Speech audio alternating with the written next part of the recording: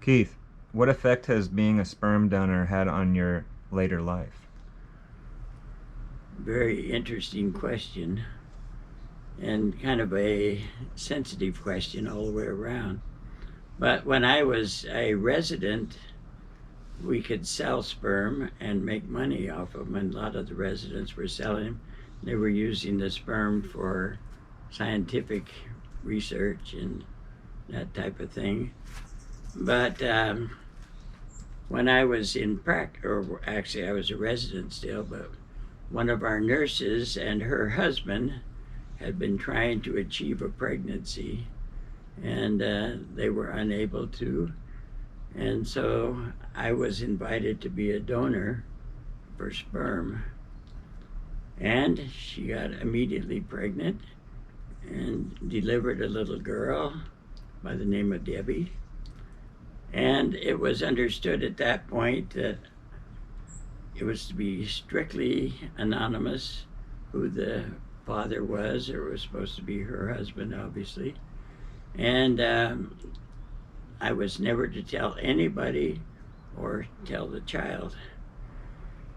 Well, we were friends for a while, and then the husband got in trouble with the law by writing prescriptions that he had stolen from my house with my name for drugs.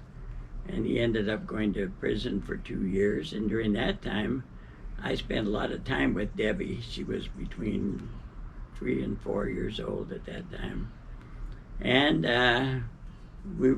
when he came back out of prison, we were still fairly good friends. But as time went by, he kept producing more problems, and it was making difficult for us and making problems for everybody, actually. And so when we moved to Europe, we kind of cut the cord between us and didn't follow up much on what was going on. And I kept my promise of never telling anybody that I was Debbie's father. When we were living in Colorado, about 11:30 at night, I got a phone call, and this voice on the other said, "Hi, this is Debbie. Do you remember me?" And of course, I sat right up in bed. She said, "I have only one question." She said, "When I was a very small child, all the pictures are with you and not with my father. And I just have one question. Are you my father?" You know what my answer was? I don't know.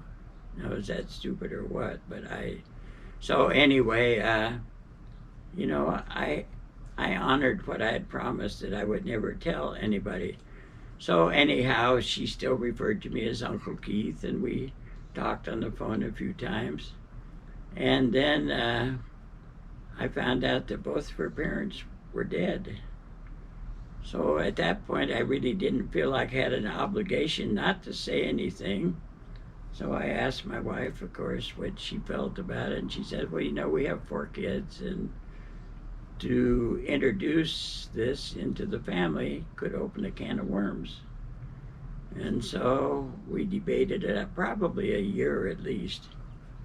And then I finally decided to talk to my eldest daughter. At that time, it was our 3rd child. And she said, "Well, Dad, if I have a sister, I want to know about her." And her younger sister was coming to visit her in Montana that same day just by accident or by happenstance. And she said, "Well, can I tell Cindy?" And I said, "Oh, probably let's just keep it between the 2 of us." She said, "Well, I just can't. I have to tell Cindy." Well, she told Cindy, and Cindy was down visiting Debbie in Utah the next day. drove all that way. And Debbie then, I told her, "Yes, I am your father." And so she had 3 kids and 10 grandkids at that time, so we introduced quite a few people to the family. But in the next 2 years, then she finally came and lived on our property with us in Southern California and worked there for about 4 or 5 years. She and two of our kids look almost like twins. They're so identical. But it, in reality, has turned into a really wonderful situation. But when it comes to the question of donating sperm, we have to keep in mind we're creating an individual.